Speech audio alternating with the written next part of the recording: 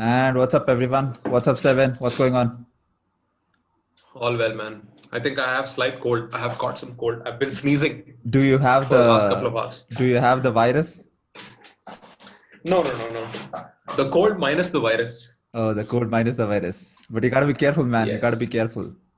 Yeah, dude. I mean, I've been traveling so much in my Yeah. house. That's So 2020. gotta be careful. Yeah, that's Yeah, 2020. yeah, yeah. Yeah. So, Yes. so today we actually, I mean, if you guys have, basically, I think you guys know the title of the episode, so you know what we are going to talk about. But before we get to the main topic of today's episode, we'll finish up what happened in the sporting world, like in on the weekend. I mean, last weekend. Yeah. So we'll Yeah. first start with French Open, Steben. Yeah. The Roland Yeah. Garros final. Yeah. So, I mean, so I read this meme somewhere. So I read this funny comment, I think, in one of the YouTube videos. Okay. So French Open is a tournament where the best players, the best players on the planet battle against each other to battle for Nadal in the final. That was the comment. Yeah. So, which is so true. So I think the petition that Darush and I we are going to start in this episode is that just rename the French Open to Rafa Nadal Open. Yeah, for sure. Yeah. Just do that. Just the Nadal Open. I mean, the Nadal Open. Yeah, That's just it. make it the Nadal Open. Yeah, that's it. Done. Let's award the rights to him completely because exactly. it's totally pointless that any other player plays, and I don't see at least for the next 2 or 3 years anyone else winning it. Or at least name the Clay Stadium in his name. Like at least do that. Yeah. He deserves at least so much. Yeah. He deserves at least so much. I mean, the amount of because otherwise nobody will watch French Open. It's one of the most boring Grand Slams of the year. Yeah. So but I actually like clay court. Like I actually like the tennis action which happens on clay court. Mm-hmm. But then people it's the Wimbledon or the other Open Slams that are much more prestigious and much more hyped up about. French Open is known to so many people, at least amongst the millennial audience, but only because of Nadal's exploits. Yeah, true. Yeah. Did you see the game? Did you watch the finals? Yeah, I did. I mean, Nadal was so dumb. I expected Nadal to win, but I didn't expect him to blow away Djokovic like he did. Yeah, especially his opponent being Djokovic, who supposedly who arguably has been Nadal's toughest opponent in the last at least 10 years, 5 or 10 years. Yeah. So like exactly what you said. I did expect it. I did expect Nadal to win, and I did expect it would be an entertaining match. But ironically, he eased through. He defeated Djokovic in straight sets, and that's the best part. He won the entire tournament without dropping a set. Exactly. And Djokovic came into this tournament having not lost one game, even one match in the whole year. Yeah. So, except he was of course chucked out or kicked out of the US Open. Mm-hmm. That doesn't count as a loss. Yeah. But I think he's finished 36 or 37 games unbeaten. Yeah. He's been unbeaten for 37 matches. It's like he took all that frustration from the US Open and he was like, I'm gonna teach you guys, and just he came into the US the French really Open. Good. Yeah. He was really good throughout the tournament, except against Pablo Carreño Busta, where he looked a little dodgy. Yeah. And again here in the final, where he didn't look in his elements at all. It was not the Djokovic that we have seen throughout the years. Yeah. Because for the Djokovic that we know is probably the most mentally tough athlete, I would say. I think I have at least seen in the last few years. Yeah. The never give up attitude of that man is just unbelievable. Exactly. Like even if he's 2 sets down and match point down and a championship point down, he fights his way back. Yeah. That's how mentally tough that man is. He doesn't just give up at all. I don't understand how he is so physically inhuman, because he stretches like an elastic. Exactly. He can cover the entire court, and so does Nadal. Yeah. Like even though he's 33 years old, but Djokovic is, I don't know, physical capability and then mental capability is just unparalleled, unreal. Yeah. True. So it was kind of surprising to see him go down like that against Nadal. Obviously, Nadal very well deserved. He made such few errors. Like the commentator was telling that he made very little errors. Yeah. Like if you see the count of unforced errors, Djokovic had a lot more unforced errors than Nadal had, because Nadal was just. And by the way, Djokovic, even though he had a lot of unforced errors, he also had a lot of winners. Yeah. Like at least in the first couple of sets against Nadal. Yeah. So that was kind of surprising, coming in from Djokovic. But again, Nadal, like the commentator mentioned, this was probably one of the best matches he's played in his career. It was And so also, good. did Federer, I mean, did Roger not play in the French Open this time? No, he didn't. Okay. He had an injury, so he backed out. He didn't play in the US Open also. Did he play in the US? No, he won the US Open, right? Thiem won. Thiem won the US Open. Okay, I was thinking about something else then. Yeah. Okay. Oh, I was thinking about. I don't think Federer played the US Open. He didn't play the US Open. Yeah, I remember, correct, because he had an injury. I think he had some back surgery or something.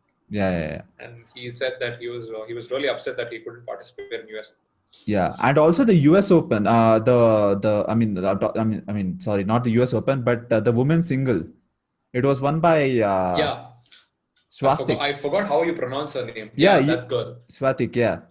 Is it Swatik? I don't think that's how you pronounce. Yeah. But anyway. Igna Swiatek. Which country was she from? I think she's Polish, I think. Oh yeah, correct. And she's a 19-year-old girl. Yeah. And she was really good as well.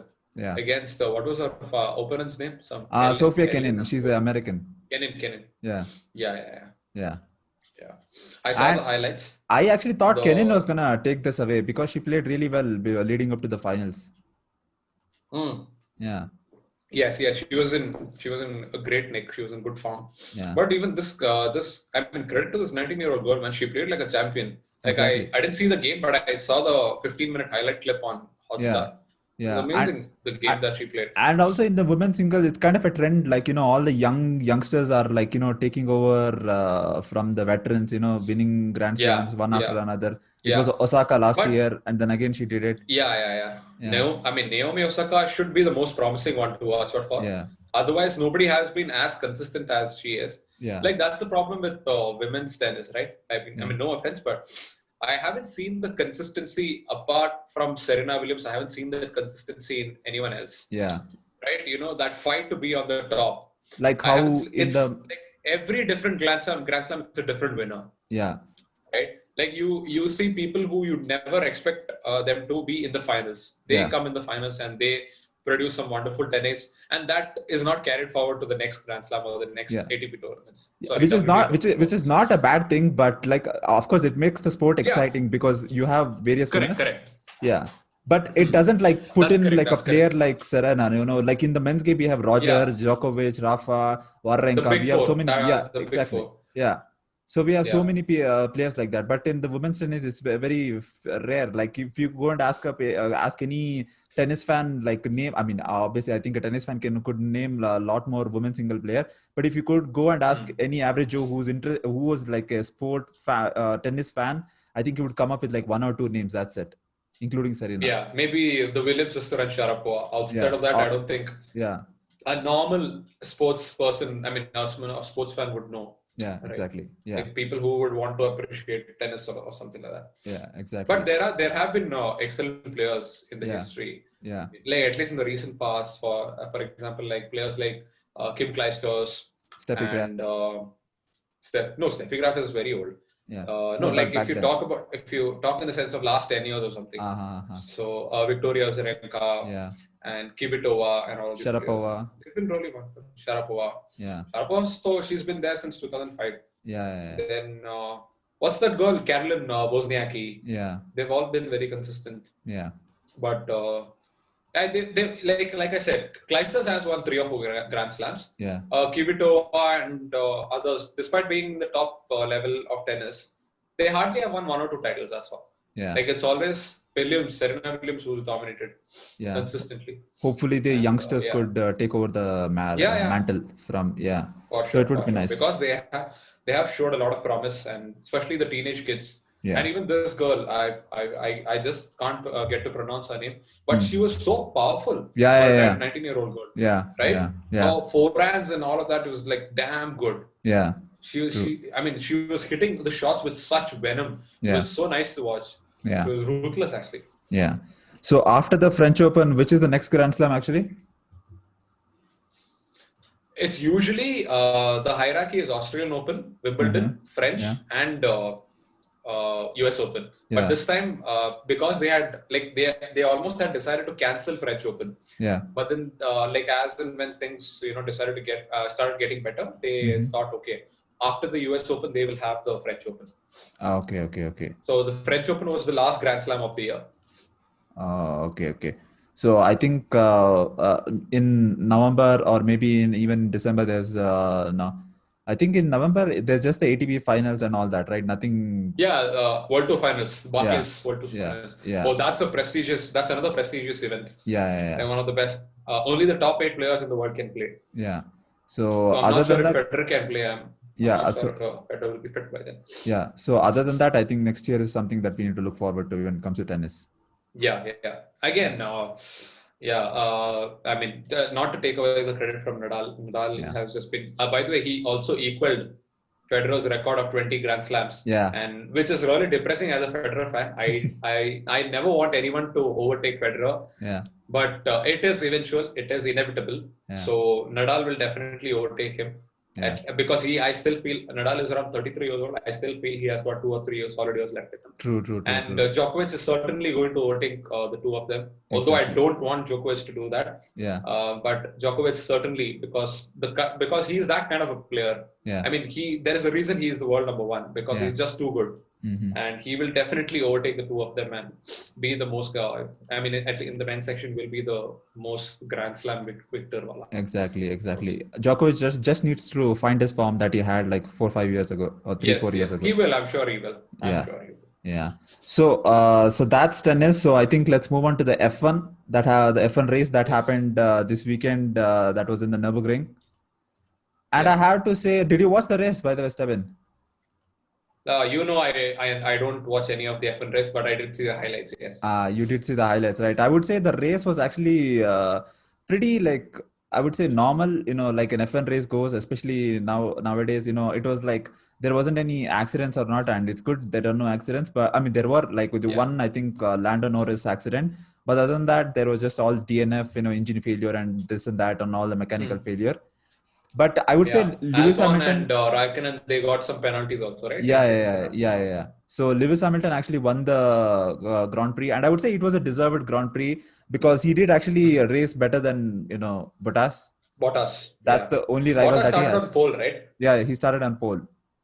Yeah. So I mean, and Bottas, I think he overtook what's his face Schumacher's record also, no, for the most number of wins. He actually equaled it. So both are on 91 right now. Oh, equaled. Okay. Yeah, okay. Both are. Yeah. So they both are on 91. So if he wins the next race, he'll overtake him. So it's quite a historic moment. Yeah, easily for sure. Of course. Quite a historic moment for Lewis Hamilton in the next race. So it's going to be fun to watch. But other than that, Max Verstappen got second. That's if you're a Max Verstappen fan like me, that's the only solace that you can take. Yeah. I like Max Verstappen. Yeah, but Daniel actually did put up a really good fight actually. Oh, Daniel, yeah. I think the first podium since 2018. Yeah. That was the first podium since 2018. Yeah. Like it's always good to see Daniel Ricciardo on the podium. Like he's a crowd favorite, right? Yeah, exactly. He's that fan favorite. Everyone loves him. So yeah, exactly. So it's nice to see him on that podium. Yeah, but all in all, I would say it was a pretty okay race. Verstappen finished only like 4 seconds behind Hamilton, which again is a big thing. I mean, but you would say like Hamilton wasn't seriously threatened, like he was just doing his own thing. Yeah. So I mean, that's any other race. Yeah. So I mean, Mercedes are so far ahead compared to any other teams. Like I don't see any other team challenging them this year. So I think the championship, I think Hamilton is easily going to win. Yeah, actually, there's a very interesting battle between Verstappen and Bottas. Because there's only 15 points difference on the team. Yeah. So who's going to take second? Hamilton is obviously going to take the championship. So for sure. The fight is for the second spot. Exactly. So I want Verstappen to take that spot because he is too good. He is really good. Me too. And especially with the car that he has, he's actually a very good driver. So imagine if he's in Mercedes, he would have given Hamilton a run for his money. For sure. Yeah. So next Grand Prix is the Portuguese Grand Prix. So let's see how's that going to go. Hopefully better because the weather might be better than what we had in the Nürburgring. So hopefully this is better. Okay. So I think now is the time that we move on to the main topic. So that is, I mean, obviously you guys would have guessed it by the title, Project Big Picture. So, Steven, do you have any idea what we are going to talk about? Project Picture, do you know anything? No, absolutely no idea. So, I did see a headline of the same on the OneFootball app, but I was just too lazy to tap on it and read it. Okay. So I leave it to you, and so take it away. Okay. So Project Big Picture is actually a proposal put forward by the owner of Liverpool. That is, his name is John W. Henry, and also the Glazers. So both Americans, Oh, okay. yeah. Oh, yeah. Oh, this one, I didn't know it was titled this one, but Yeah. I think I got it. I Do you do know? think Do you I know the got whole what whole you thing of whole gist of it? Yeah, I know gist of it. But Okay. Okay. I think I would want some more explanation. Yeah. So Yeah, I know some of it so I'll because I explain all did go through the this. yeah. So I'll explain all the key points, what is in the proposal and all that. So basically, Project Big Picture, which is proposed by John W. Henry, who is the owner of Liverpool, like one of the owners of Liverpool, and also the Glazers, who are the owners of Manchester United. So they are the ones who proposed this, who came up with this proposal of Project Big Picture to reevaluate the entire Premier League and the entire English football scene completely. Okay, like flip on its head. So this has been criticized by a lot of people, not just by fans of the sport, but also by ex-players and also ex-pundits and ex-everyone. Like anyone who's related to football, like 80% to 90% of them have criticized this wholeheartedly, and like 10% are in favor of it, and 10% are all those people who are associated with the club, like all those bank managers, agents, and all those people. Okay. So basically, what Big Picture is like, I'll first of all I'll go through the key points and then we'll discuss about it. Okay. So should I go by? Yeah. Should I go like? Should I Let's list? go. Let's start from the beginning and go in full detail. So should I list all of them, or shall I list one of them and talk about it so that you can also jump in? I mean, no, like I think we since we are doing a podcast, it will anyway go on for a while. So let's do all the points. How many points are there totally? There are a lot of things. Okay, at least we'll highlight the most important ones. Yeah. And let's talk about that. Okay, so one of the main key points when it comes to Project Big Picture is, so right now the Premier League has 20 teams, right? It would be cut off by it would be reduced to 18 teams. In this proposal. So basically what would happen if the proposal goes through this season? In the next season, there will be 4 teams that get relegated. Yeah. Okay. Yeah. So what happens is, so if 4 teams get 4 relegated, teams or 5 teams? No, 4 teams. 4 teams. 4 or 5? 4. So in the next season, if 4 teams get relegated out of 20, what happens is the first and the second spot in the championship table, the first 2 teams will actually gain promotion. They automatically qualify into the Premier League. Okay. So, but the guy who finishes in the 16th spot, where he's still not considered safe. Okay. So the guy who is finished in the 16th spot in the Premier League table, he has to battle it out with the third, fourth, and fifth place championship teams to compete in a playoff tournament with the 16th place Premier League team. Okay. So if that person survives that game, he will survive in the Premier League, or else he'll be relegated to Championship. Yeah, exactly. So if there are 20 teams, that means 4 teams will get relegated, right? So the 2 teams will be put in by the first and second team of the Championship League, right? So championship team, right? So the 16th place will still not be safe. So the 16th place, what happens is the third, fourth, and fifth place championship teams will compete in the playoff tournament with the 16th placed Premier League team. Okay. So what happens is the bottom 2 get relegated and the top 2 championship team get promoted. So as the season goes on. Okay. And the other proposal, the other point in this proposal is the EFL Cup, that is the League Cup, and the Community Shield will get eliminated. To be scrapped completely. Be scrapped. Okay. Yeah. And then so these are some of the points coming to the entire structure of the Premier League, like the table and all that, whatever concerns to that. So now let's move on to the broadcasting rights and the money aspects. Okay. So I think let's stop here. Okay, let's stop here because that is another topic. So we'll discuss about this. Okay. Yeah. So Steven, okay, what do you think? I mean, I've historically, I have not been a very big fan of Community Shield and EFL because I just feel they are just like any other parachute tournaments that you conduct just for the fuck of it. But again, this is the platform where all the low-level teams also come and get the exposure to compete against the top-tier teams. Yeah. So I don't think it is the right, I don't think it is the right mantra to scrap this tournament completely against it, because that's where I find out at least about fourth tier clubs, third tier clubs, and all that stuff. Like people who are scrambling at the bottom of the fourth tier club, they come and compete, and surprisingly, they produce a good result against the top flight clubs in English in the EPL. Yeah. So it's nice to see that battle. Yeah. So it'll be kind of unfair for them, and I think it also like a good performance against the top flight team in the EFL Cup or a Community Shield game also raises the prospects of you generating more revenue for the club. Yeah. So that you're robbing them of that opportunity if you're planning to scrap this thing off. Yeah. So I mean, not like if you look at from a financial point of view, or even maybe like an exposure point of view, I don't think it's a very good idea. Yeah.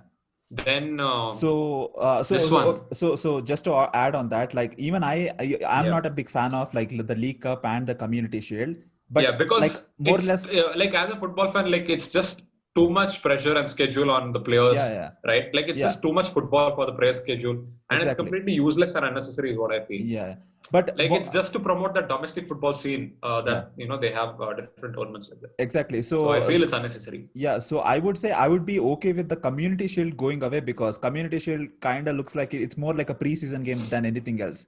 So I would be okay with the Community Shield going away. But when it comes to the EFL Cup, I would say that is much more important, not for the teams in the Premier League, but rather the teams that are below the Premier League. So for example, in the lower leagues. Yeah. So just to give an example, last year, I think United played Rochdale in the EFL Cup.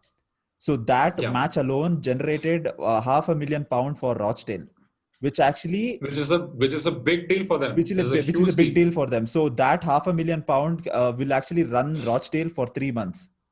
So that's the kind of money that that the smaller clubs get from the EFL when they go and play against the bigger teams. So it's actually a pretty good opportunity for the lower league club, not just for the money but also for the exposure as well. So it's actually pretty important. Exactly. Yeah. Like at least because that when you that's when a lot of the scouting agents like watch you. Yeah. Like you're being highlighted into that scouting periphery when you play against top teams, and managers note you. Yeah. Like they they keep a track of you, and you also obviously have the chance of moving. Getting a transfer to the Premier League. Exactly. And like again, like if you perform well, if you pull off a good result, then I think the chances of you earning will be quite high. Yeah, exactly. So that's the Community Shield. And what do you think about the 18 teams in the Premier League? What do you think about that? 18 teams. I don't know, man. I don't know. Again, like there's that financial blow that the championship sides will be facing. Yeah. Because promoting just the 2 teams, I don't know. No, it's actually 3 teams, but the Premier League will be reduced to 18 teams. Yeah. Then like, then the level of competitiveness is reduced, no? That excitement is not there. So the theory behind that is it will actually reduce the number of games in a season. So it will actually eliminate, of course. I think 4 games, right? 4 games, Yeah. But 4 games, what difference does it make? Yeah. So that's the theory behind it. If you already look at the schedule right now, there is so much football happening. 4 games is definitely not going to make a difference. Yeah. Right. And you never know, man. Like when you're eliminating 2 teams completely, when you're letting only 18 teams play, you never know that 2 teams out of those 2 teams who could play very well, maybe they could have performed better in the next season with proper signings and all of that stuff. Yeah. So like for fans, it's actually very sad. Yeah. I mean, and I don't think 4 teams, 4 matches will make a significant difference also. Exactly. I don't understand the logic actually. Yeah, and also if there were 2 clubs in that Premier League spot, if there are 20 teams, they would also be earning revenue for their club, which would again help them in financial aspect as well. So it's for sure. Very helpful. Playing in the Premier League is the big ticket. Is the biggest thing you should play for, because of course every club wants to earn more money. Every club wants to buy better players and up the ante in the squad and the technical staff and all of that stuff. Yeah. So for that, you need bucks. You need quick cash. And Premier League is the medicine for that. Exactly. And Premier League is the pill for that. Exactly. So if you like write off 2 teams who are struggling to keep 2 ends meet, who are struggling to pull 2 ends together, and you chuck them to championship, what is the use? And also, like, what do you think about this? The third, fourth, and fifth championship team, competing in a playoff with a 16th placed Premier League team. I don't know why. I don't know how that makes sense. Like, I don't get it. Yeah, same thing. Like, Earlier in the championship, it was top two will on automatic promotion. yeah, and Then the the third third and fourth will have to, play. I think third, fourth. I think only third and fourth, right? Yeah, yeah. They have to play. They have to go Yeah, for a playoff, they have and to whoever battle it out wins in a playoff, gets and they'll, promoted. yeah, Yeah, correct. but bringing That's in, pretty fair. yeah, like, I mean, if you at the end of the season, if you are in the if you are in the relegation zone, that means you should be eliminated. I mean, relegated because you weren't good enough for the Premier League, right? That's how it goes. Yeah, yeah, I mean, if imagine, exactly. obviously, like a Premier League team will always be better than a championship team. Like, I mean, most of the times.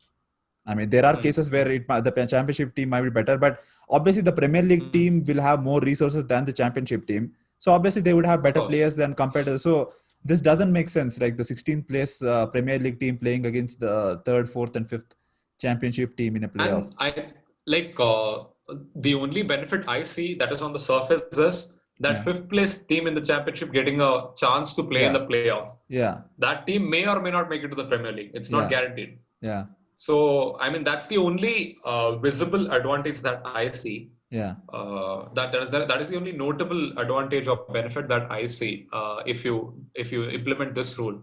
But Otherwise, also I think takes the significance out of the third, fourth, and fifth place, right? Then what's the point of getting third, fourth, and fifth? Then like if you are doing this like after 2 years again, you can reduce the Premier League competition to 16 teams and let the sixth and seventh position team in championship to play a battle out of the playoff and ask them to join the Premier League.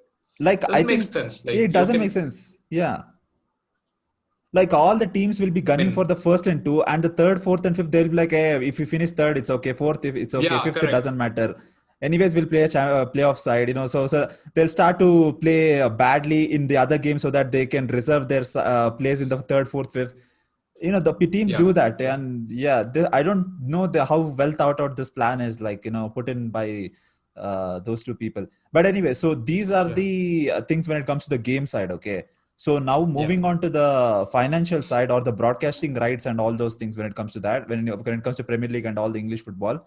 So what would happen is, in this proposal, the Premier League would give 25% of its annual revenue to all the EFL clubs. So right now, the Premier League... That's good. Yeah, so they just distribute their broadcasting rights just with the Premier League teams. That's it. But with this rule, this would also... distributed equally, right? Yeah, equally. Yeah, teams. Equally. That's what yeah, equally. Yeah. So this would actually let the EFL club take money from the Premier League as well. So I don't know how much. That's good. Yeah, that's okay. It would make they would get much more. They would get more money from from the Premier League, so that they could actually play much more competitive teams, and they could be much more competitive. That kind of makes sense for me. And also, so what is the scene now? Like now, do EFL teams get anything from the Premier League teams? No, the Premier League, they don't get anything. Nothing, right? Yeah. No, I think like the only amount, like if you're relegated from the Premier League, you get parachute payments from the Premier League. I think that's for only those teams. That's about like 30 or 40 million per team. Yeah. And every year 3 teams are relegated. Yeah. So those 3 teams, each team will get 30 or 40 million, and that's what you mean the teams that get promoted. You mean the teams that get promoted or relegated? No. Even the teams who get relegated, they will Premier League gives them some sort of money every year. Whoever gets relegated, that's called parachute payments. Correct. So I don't know. I'm not sure if the other EFL teams gets anything from the Premier League. No. They have their own broadcasting rights and all those things. So that's completely different. Yeah. So another broadcasting, another financial aspect of this proposal is the Premier League. So this is like a one-off thing. Okay. So the reason that this is there is because of the pandemic that is going on right now, and all the the lower league clubs are suffering right now, right, to maintain afloat, right? So this is like a one-off thing, and that is the Premier League would give 250 million pounds to the EFL. So that means the 250 million pounds will be distributed equally to the EFL. Wow, and that's also, a lot of money. Yeah, and also 100 million pounds to the FA. So that is like the England side, the women's team, the men's team, to make sure they're well taken care of and all that. So that is what. So what do you think about that? So this is just one-off, just for the pandemic. That's it.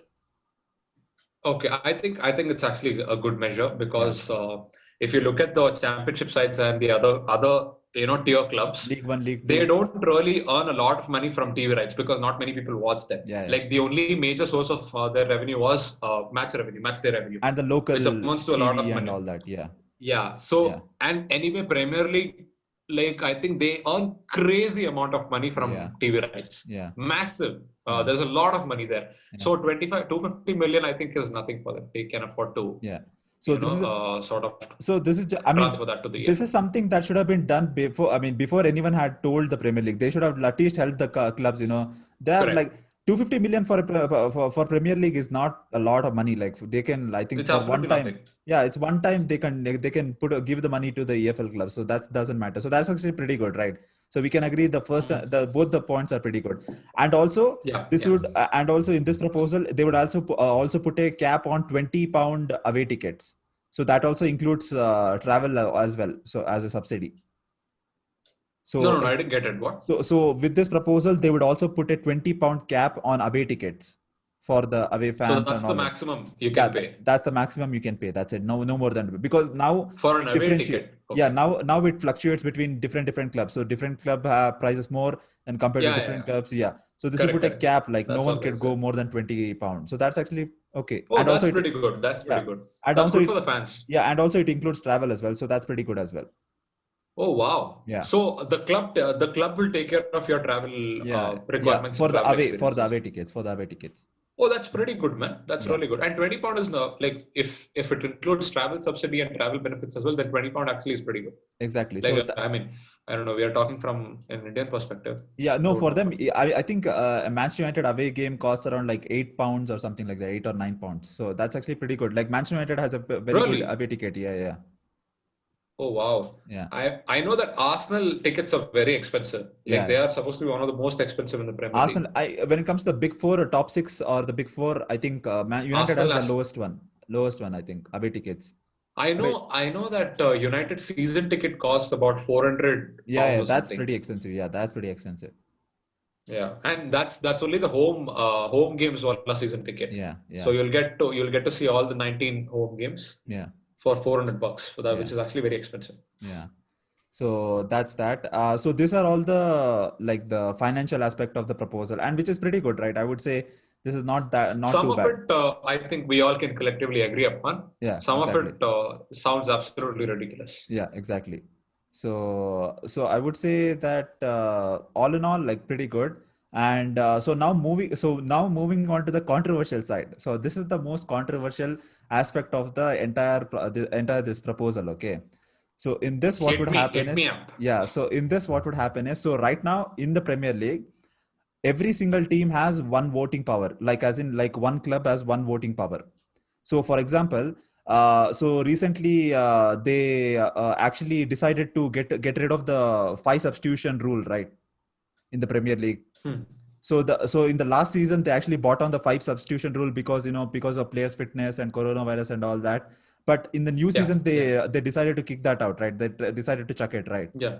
I mean, it's always been the three substitution rule, right? Yeah, you can only substitute 3 players. So there was a voting. There was a voting. I mean, before the before the start of the Premier League, they were actually deciding whether to keep the 5 substitution rule, right? And they decided not to do it because they voted amongst themselves, and the majority came not in favor of the 5 substitution rule, right? So basically, what would happen is, so the voting system in the Premier League, how it works is every single club has one vote.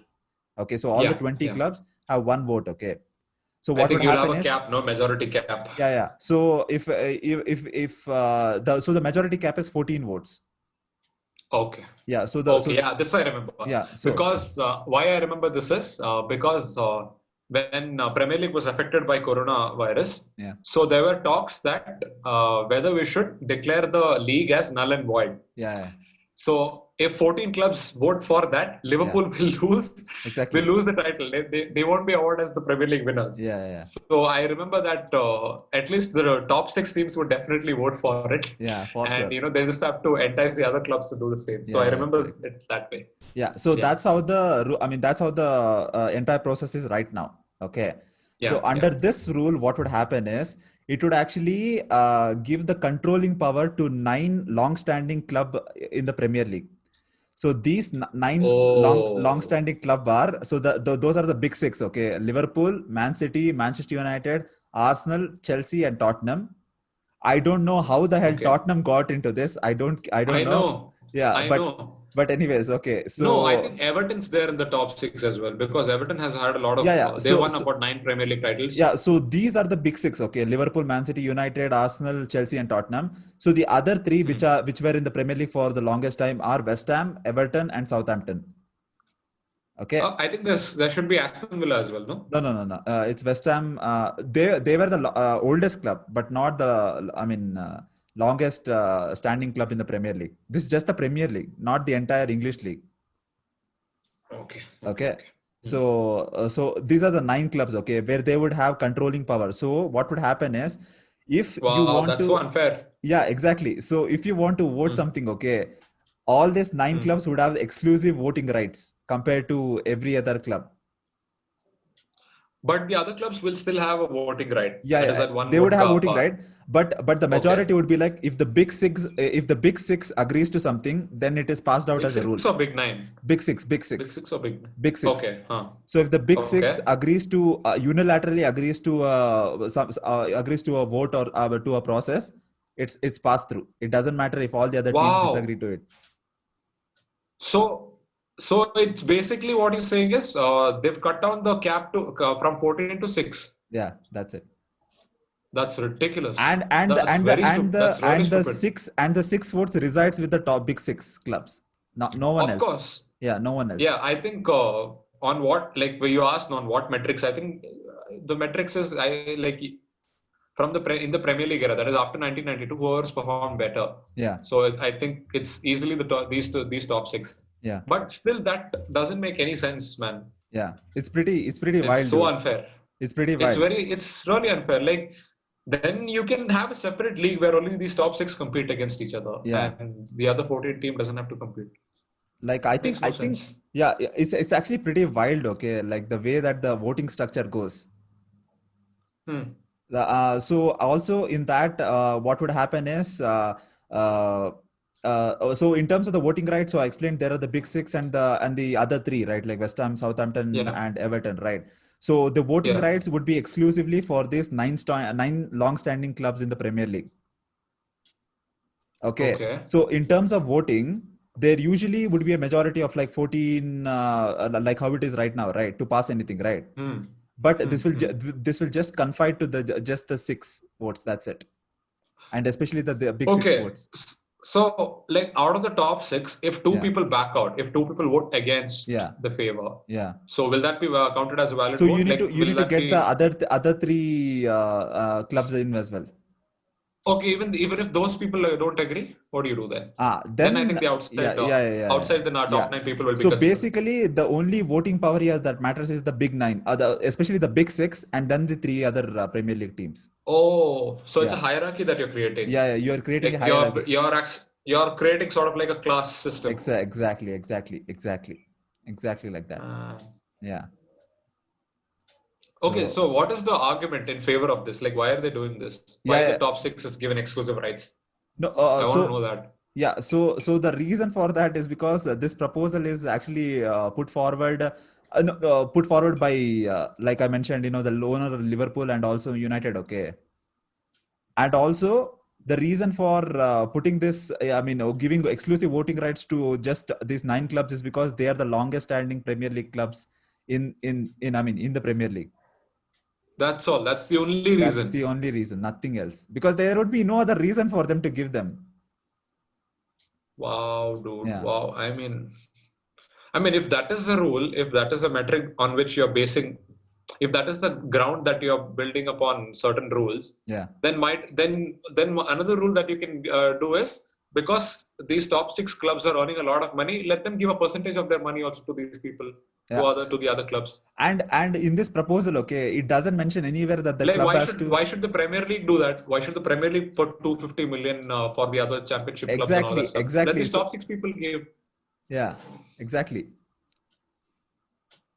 Makes no sense. So in this entire proposal, they haven't mentioned anything about taking money from their own pocket and giving it to other people. Okay, it's just that they have come up with all these rules so that they could make sure that the Premier League is culpable to help the lower league teams, and at the same time they would be the architect of this kind of deal. Okay, so that people will praise them for oh, you guys helped the lower league clubs, but in turn they will get a And long if term power yeah, in the Premier League. and if the rule goes to shit, Premier League is the one to be blamed, not the top six teams. Exactly. And in the long term, they will be the ones who will gain the power in the Premier League.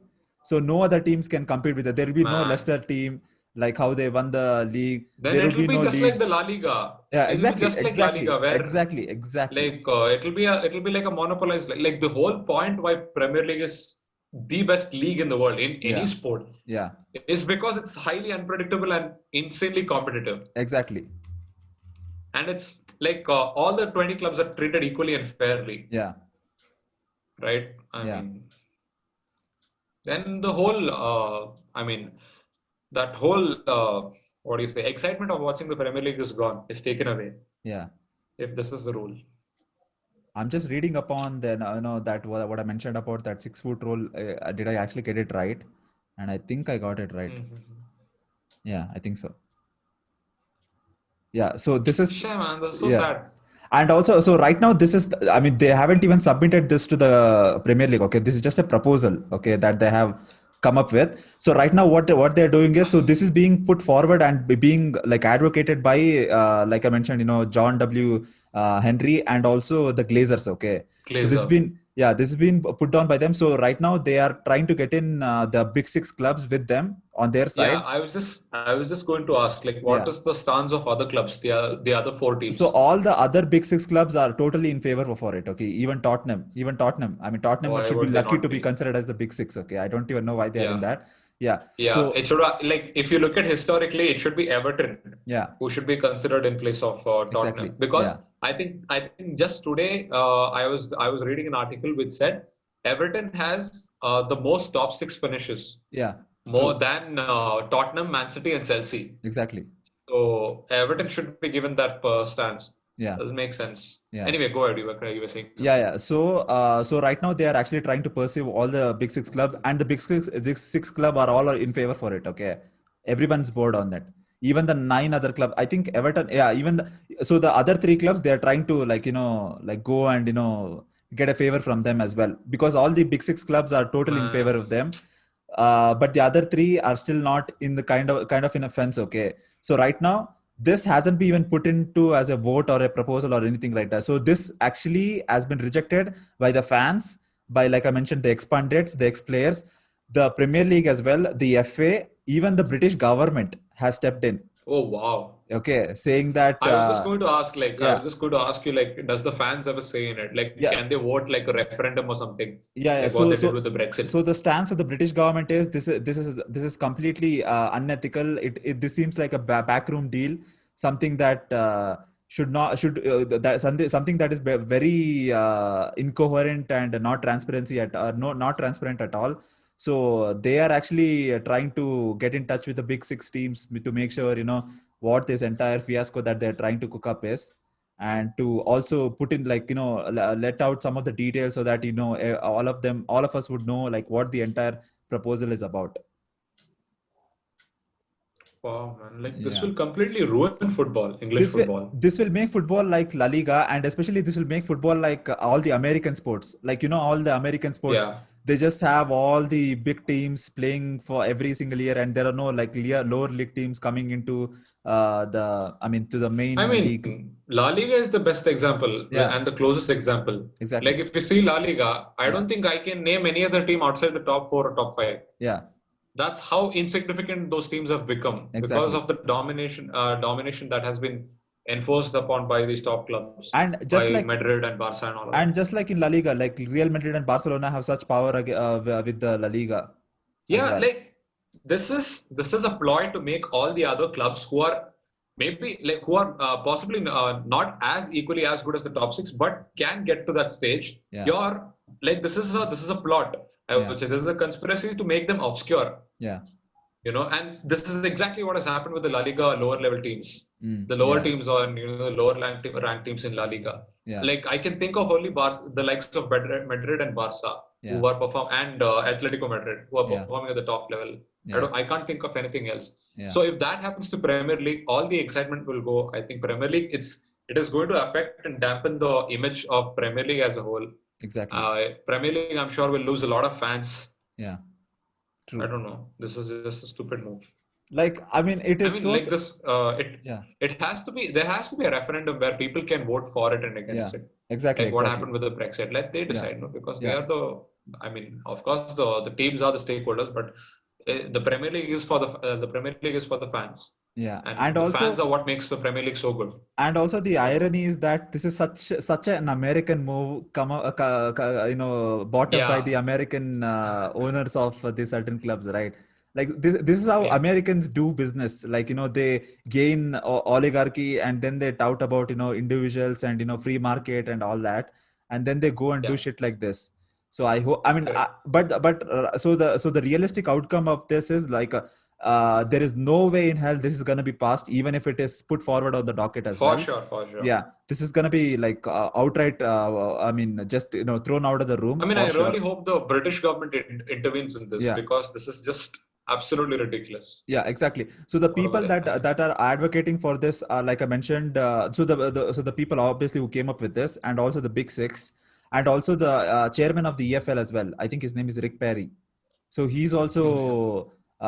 He's also saying that this should be taken into consideration, and I don't know. I mean, why would he do that? Because he's chairman of the EFL. Like, he should be looking after the smaller clubs. He of all people should not be advocating for this. Yeah, exactly. So what he is thinking about is, the lower league clubs would get the money that we talked about. The £250 million and also the broadcasting money as well. But he is not thinking about the Premier League. Like, all the exclusive rights would be the Premier League, and voting rights and all those things. So they are trying to take him with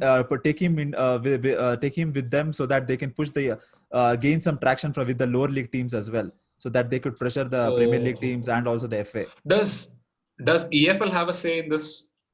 The championship teams. So right now the decision has to be made by the Premier League and also the FA. So the FA is the governing body of the entire English league, right? And the Premier League is the governing body of the Premier League. So first of all, the FA should, I think, is the most important. So they should agree to this, and then the Premier League, and then if the Championship and other leagues, that all depends on the FA, how they take. I think the FA will agree to whatever Premier League is agreeing, because that's where they get the most money from. Yeah. So if the Premier on a League side note, I think on a side note, just one point. Yeah. If you're considering top 6 teams, United should not be even considered in the top 6 teams. Exactly. Given their last performance. Exactly. Given their performance in the last 7 or 8 years. Yeah. They should not even be considered in the top 10 teams. Yeah. So I don't know what is that arrogance. I mean, I get that we both are United supporters and we support United and all that stuff. But before that, we are football fans. Exactly. We're fans of football. Yeah. Football should never be compromised. Yeah. Not at the cost of your favorite teams, your favorite players, and all Exactly. Like, what's the difference between watching the Premier League and La Liga then? Like, it doesn't make any sense. Exactly. Then. Yeah. It would. There is a reason why it has so many. It has millions of viewers compared to any other league in the world. This sounds so much like the Super League, like the European Super League. Do you remember that? There was a thought about putting in an exclusive Champions League for the European elite teams. Oh yes. Yeah. Yes. Do you remember that? Yes, of course. Yeah. Of course. Yeah, this sounds so much like that. But for the British version, British clubs. Yes. This would be like so detrimental to the entire, not just for the Premier League, for the entire British League, because even the lower league teams, even if they get promoted, they wouldn't have any chance to compete for the top 6. Yeah. Like look at Leeds right now. We are talking about Leeds finishing in the top 10 or even the top 6, finishing in the Europa League places. Aston Villa. Yeah, all exactly. Of this. I mean, at the start of the league, we predicted Aston Villa to be relegated, but see how they are performing. Exactly. See how well they are performing. Yeah. It's that's the USP of Premier League. It's so unpredictable and it is so competitive. Exactly. And there is no other league in the world which is as competitive. And there is so much and there is so much of money in the Premier League that even the lower league clubs can somewhat compete with the bigger clubs as well. So this is how the Premier League should be, right? Clubs. Yeah, it can exactly. save clubs from bankruptcy. It's just that they need to take care of the EFL clubs in this pandemic times, and then make sure that everything goes back to normal and transition into it. That's it. And then we don't even need to talk about this at all. Like we need to forget that this was ever bought up by the Glazers and the owners of Liverpool. Yeah. I mean, it's such a dick move, especially in the pandemic. Coming up with a policy like this or a proposal like this. How much of an ass can you be? Like, I don't even understand. The Glazers, look what they did with the United transfer market, and then they come out and do this. Oh my God. It's just like the owners can see the power. Like, I think the reason for this is because the owners of both the clubs can see their like the influence and the power that they had in the Premier League is slowly slipping away, because the lower league teams and the other teams beside them are slowly gaining momentum to the top. Yeah, I think that's why they're doing it. Correct. And like, if you go for transfers also today, like, even if you're even if you want to do business with the championship team, they will always give you that inflated price, what is there in the market. Exactly. So I think that also hurts the ego of these top 6 clubs. Yeah, exactly. So like getting bullied by the lower league teams, how can you do that? Like United not being respected by even third tier clubs and all.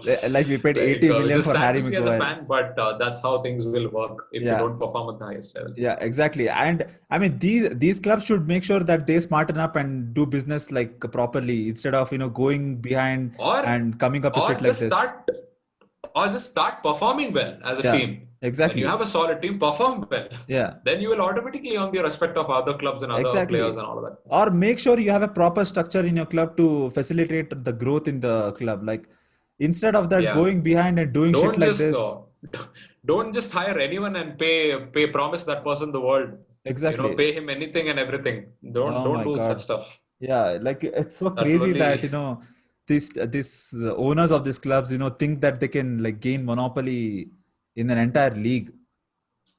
I mean like, football has become business. Like what we say in India, that education has become business. Healthcare has become business. So football has become business, and football becoming business is the last thing any true fan would want to see. Right? It's true. I mean, it's just absolutely ridiculous. It's just, I mean, obviously this won't go through because there is so much of opposition when it comes to this. We really hope it doesn't. I really hope it doesn't. I know the right now the thinking behind it, like, I think the outlook is it definitely won't go through, because there are so many people objected to it. Like, no one wants this to happen except for the big 6, like I mentioned. They are the only ones who want this. That's it. Other than that, no one wants this at all. No one wants this. So I think this definitely won't go through, and I think people will just forget that this ever came up, just like the Super League that we talked about.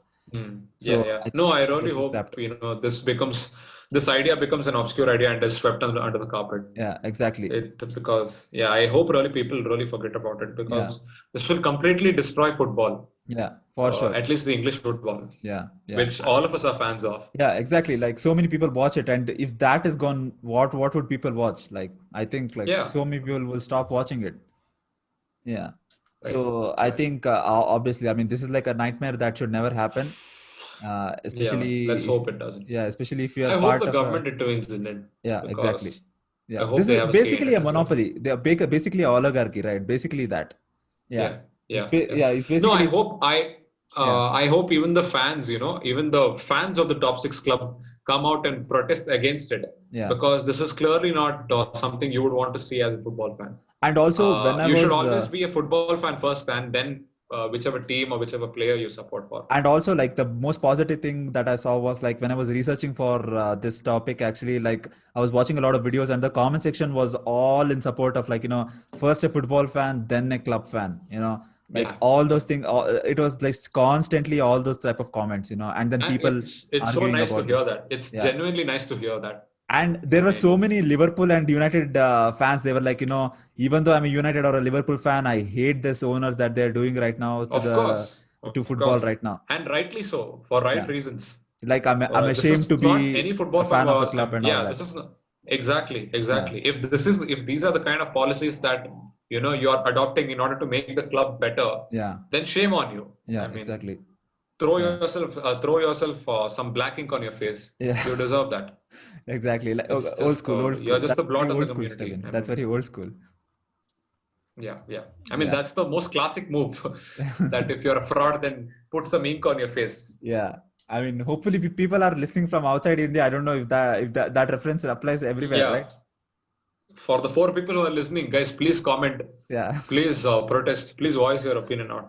Exactly. Because this is completely unfair what they're doing. Yeah, but I hope at least with this episode you guys got to know what is going on around, because I think not a lot of people are paying attention to this except for like people who are like really into football, Now I don't think a lot of fans know about this. And obviously this is how all these business people do, right? They just sneakily get in from the back door and then they change everything to their favor. Attaining that monopoly, that's what they are aiming for. Exactly. And that's where the power of fans also come to negate it. Like, especially you as fans have the power to do it. Yeah, have the power to revoke that. Yeah, especially with stuff like this. Like right now, you can't control who buys your club, right? At least if you don't have that, you need to protect this.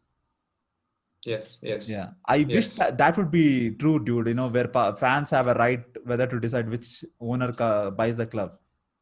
I think that of course. They have that there in has Germany, to be democracy right? there as well. Yeah. Like if you can elect the president or prime minister of a country, then I think you can sure as well do this as well. Or like obviously, I'm not in against like a private man or a private company and coming and owning a football club, but before like completely finalizing the move, there should at least be a system where fans can vote on it and whether or not they would be happy for it. Because if that happened, Glazers would never have bought the club.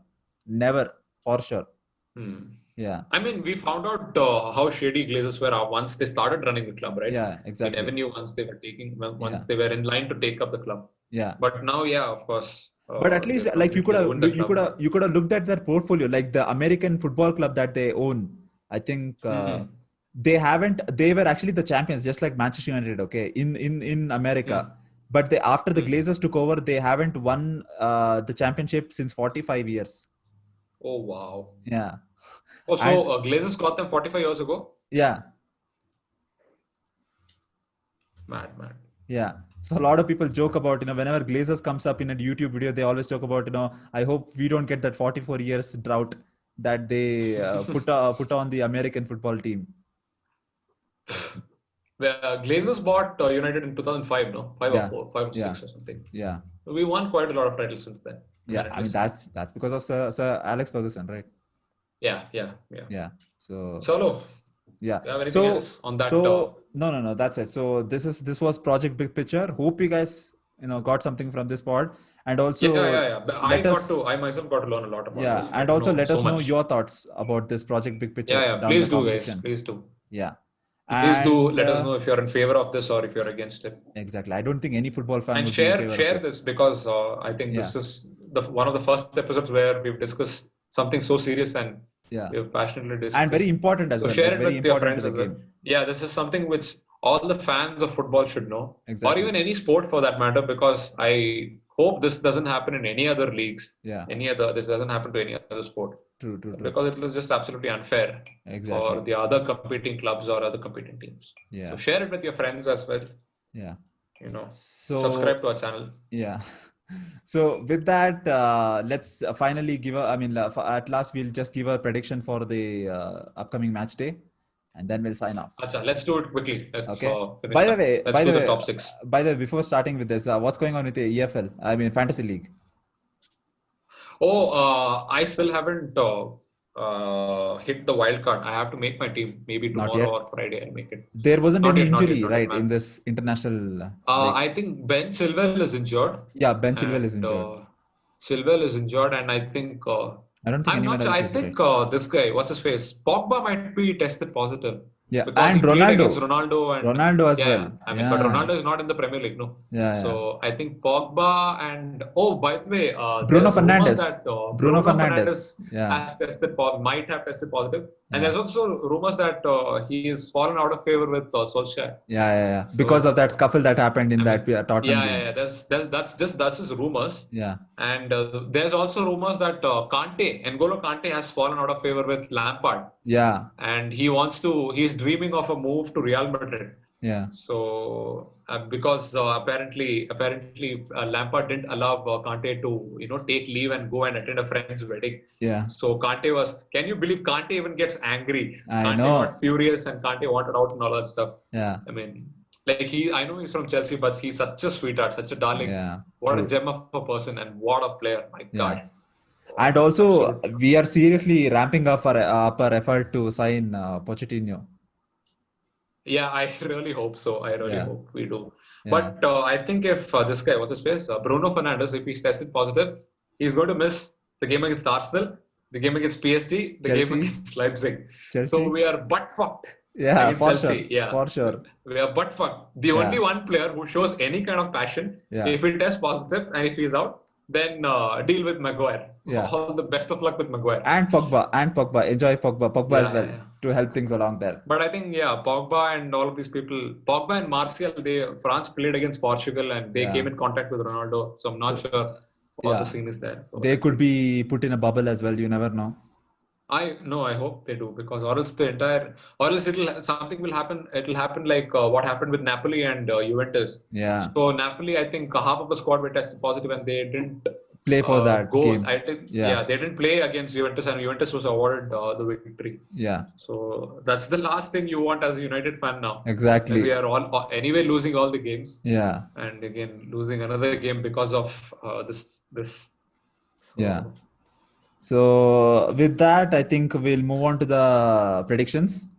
So the first big, and this is the first game of the match days, and it's a big one, the Merseyside derby. What do you think is going to happen? Oh man.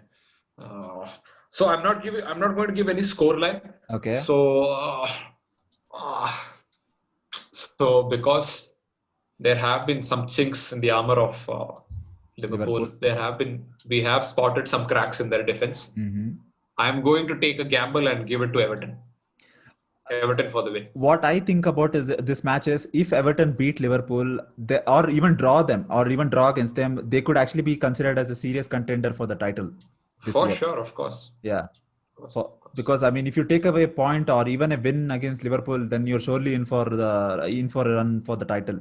Yeah. Okay. So the next match, that is Chelsea versus Southampton. Should be Chelsea's game because they were pretty good against. Who did they win 4-0 against? Shit, I forgot. They won against. Was it Crystal Palace? Oh yeah. Crystal Palace, despite being a very good side defensively, like they've started well. Yeah. And hitting 4 past them. But they don't have Ben Chilwell in this match. But they still have Emerson and Alonso. Yeah. Or they can even employ Reece James if they're playing Aspie. Yeah. So I think Chelsea should have that game. Yeah. And also Kai Havertz played pretty well against Germany as well. Yeah, he was pretty good against. Yeah, for Germany he was pretty good. Yeah, so I think Havertz and Werner also scored. Yeah, exactly. Both of them had an assist and a score and a goal. So so I think I think they can convert that to Chelsea's performance as well, hopefully. Because it's high time we see Havertz play in his usual self in the Premier League. Yes. And moving on to the next big game, that is Man City versus Arsenal. Okay, Man City are playing Arsenal. Oh man. Yeah. Oh, this is a tough one. I have a feeling. My gut says that Guardiola will bounce back, so I'm going for a City win. City win. Yeah. No, it's Arteta against Guardiola, right? Yes. It's his former student. Yeah. Oh, okay, this is tough. Arteta is a very good manager like that. Mm-hmm. He studied a lot of good things from Guardiola. Yeah. So only for that, they're defensive side now this season. Yeah. And attack-wise, they haven't had anything exciting. But otherwise, they played well, Arsenal. So I'll still pick City over Arsenal. I would say both teams have looked a little bit shaky to this season.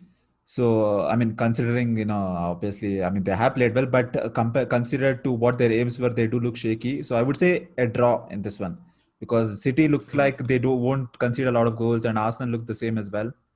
No, City looks like they will concede goals. Arsenal looks like they won't score goals. No, I mean, That's I'm talking that's the about thing. like with Ruben Diaz, it looks like they have strengthened their defense because he played really well against That's only Leeds. one game that he played well in, Yeah, no, let's but say. it's still, I mean, it was against a hugely pressing side, right? So he did play well. Yeah. So yeah, I think it would be a draw, I think, in this one. And then, I'll still go for a City win. yeah, and then the next one, Newcastle versus Manchester United. Newcastle. I am Man United at least for the next 5 or 6 games. Even if it is Fulham, I'll predict Fulham for the win. So Newcastle, dude, I don't even know. I'll go for a draw. I'll go for a draw or Newcastle victory. And also, it's an away game, by the way. And like if the rumors are true that Pogba and Martial have been tested positive, and if they are quarantined, and Bruno, if I think Bruno certainly will be quarantined. Yeah. So if the others are going to be quarantined as well, then United can get fucked in the ass. We are fucked. They will get. We are fucked. Then United is screwed. Because they do actually have a good team, Newcastle. Yeah. Right. They have. Yeah. They have. I think they have their winger. What's his name? Saint-Maximin. Saint-Maximin. Yes. Saint-Maximin, and even Callum Wilson is pretty good. Yeah, if he kicks into gear, we are fucked. Dude, he was really good in the last game. I know. Imagine him running. I subbed him off. Yeah. I kicked him out of my FPL team because he wasn't performing, and the moment I kicked him out of my FPL team, he got 12 points. Dude, I mean, just FPL things. Dude, imagine him running towards Maguire, dude. Imagine how that would be. Oh, dude, he's this Saint-Maximin guy is really good with his dribbling. Yeah. He's really, really good. Yeah. Like, I don't know, Maguire would just take the ball away from him and score towards our goal. I feel like. Maguire, I don't know. Yeah. Maguire will probably earn himself a red card and go to jail then. Oh my God. That's what Maguire is good at. Yeah. Getting into trouble and going to jail. Yeah. Anyway, moving on. What's the next thing? Tottenham versus West Ham. Our David Moyes versus Mourinho. Oh, tough one. Because West Ham have been really good. Yeah. They won their last 2 games, right? They have surprised me completely. Yeah. They have really good fullbacks there. Oh, that beast guy, dude. What's his name? Declan Rice looks so well. He was pretty good in the last game against Leicester. He was really good. Yeah. So I will go for a draw here. You'll go for a draw? Mourinho being I'm not sure if Bale is going to start because he was supposed to start in the mid of October. So I really want to see Bale play. Mm-hmm. So if Bale is starting and so Bale might play on the right and on the left it will be Son. Mm-hmm. Oh man, that attack looks menacing. I know. Then I think and Reguilon on the wing back and all that looks a very exciting team. Yeah. I want to give Tottenham the edge because I think they can win, but I'll go for a draw because West Ham have been wonderful. They've played from the back. They've attacked very well on the counter. Yeah, They've been surprisingly very good. Yeah, I would go for the same as well because draw because both teams are defensively really good, and that's how they go forward and score goals. West Ham's defense was amazing last game against Leicester. Exactly. They were like a solid wall. Yeah. So it all depends on how they defend and how they transition from back to front. So it will all depend on that. So let's see if Bale will play in this game. It will be fun to see him in the Premier League back again. Yeah. And an asset to watch out for all the FPL managers as well. Exactly. So moving on to the next one, Leicester versus Aston Villa. Oh man, again a tough one. Yeah. Again a tough one. So Leicester's defense was exposed in the game against West Ham. Yeah. And Aston Villa played the similar game what West Ham played against Liverpool. Yeah, exactly. So Aston Villa has a great chance against Leicester unless Leicester rectify their mistakes. Yeah. But Brendan Rodgers is a good manager. Yeah. He's done pretty well. He started off well in this Premier League. Mm-hmm. But I'm going to give this edge to Aston Villa. Aston Villa? Maybe get a 2-1 victory. And Aston Villa have players that are in great form like Jack Grealish, Ollie Watkins, McGinn is playing really well, and Barkley just scored his debut goal for Aston Villa. Oh yeah, Barkley looked amazing in that game. Yeah, I mean he missed a lot of goals, but he created so many chances. Yeah, he was the one dictating the midfield, so he played really well. Yeah. So I would say For sure, Aston Villa, I think they'll win this one comfortably. I feel like they'll win this comfortably. I don't know why, but I think they will. But Yeah, again, it's the Premier League. You never know. yeah, Like, exactly. I think all the predictions we've made, we've got it completely wrong Yeah, in the last but 3 we or 4 still do it games. because we are optimistic. Yeah. Yeah, Because that's what stats and history tell. exactly. And we rely on them. Exactly. Yeah. Exactly. We go with our feelings. Feelings over facts. Feelings over facts. Yeah, bitches. Yeah. So moving on to the last game, that is Leeds United versus Wolves. This should be an easy Leeds game because Wolves have been really bad. I mean, Exactly. contrary to what we had expected them to do, Yeah. they have been pathetic, man. They lost 4-0 against West Ham. Of I all know. teams, 4-0 Yeah. against West Ham. Exactly. Having a very good record defensively, Yeah. they lost against them. And fuck that last game week, man. This against Fulham they played. I know. I made Raul Jimenez my captain. That fucker didn't score. Only one goal they scored. Only I mean, one goal against the worst team. Yeah. I mean, all across the park, they don't look right. Like the defense is shaky. I mean, going forward, they are not creating a lot of chances and the attackers are not scoring many goals. I mean, everywhere there are problems with Wolves. I don't know what Nuno is going to do. But I would say Leeds, for sure. They are going with momentum. I mean, drawing against Man City. Yeah, that momentum that they have is really good. Yeah, exactly. So they're playing really well against the Big Six side. So let's see what they do, Leeds United, this season. Yeah. So with that, that's our Premier League prediction. Hopefully we get it right in this weekend. Hopefully. Yeah. We don't know. Yeah. We're just optimistic. This is the beauty of Premier League. Yeah. That's why Premier League should be fair and square. Exactly. Yeah. Even if we get it wrong, it doesn't matter. It'll be a fun match. So it's always fun to watch the as Premier fans, League, you always enjoy. So it's fine. Yeah. So we don't want it to change. Yeah. So Chalo, on that note, that's it for this episode. We'll see you in the next one. in the next episode. Yeah. Chalo, see ya. bye.